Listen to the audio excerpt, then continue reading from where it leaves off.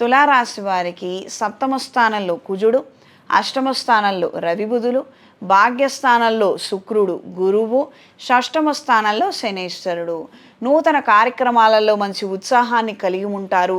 స్తబ్దు స్థితిలో నుంచి కాస్తంత ఉత్తేజాన్ని, కాస్తంత కదలికని కలిగి ఉంటారు. ఎప్పుడో ఆపేస్తున్నటువంటి ఇంటిని పునర్ప్రారంభించాలన్న ఆలోచనలు బాగుంటాయి. విస్తరణ ప్రయత్నాలు అంటే వ్యాపార విస్తరణ కావచ్చు, లేకపోతే వ్యక్తిగత అభివృద్ధి నిమిత్తం ఏదైనా కోర్సులు చేపట్టడం కావచ్చు, ఈ విషయాలలో మంచి అభివృద్ధిని సాధించగలుగుతారు.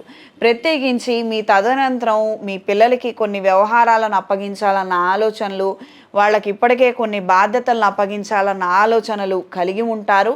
అవి నెరవేరుతాయి, వాళ్ళు కూడా తీసుకోగలుగుతారు. లీగల్గా అగ్రిమెంట్స్ కరెక్ట్గా ఉన్నాయా లేదా, ట్రాన్స్ఫర్స్ కరెక్ట్గా ఉన్నాయా లేదా,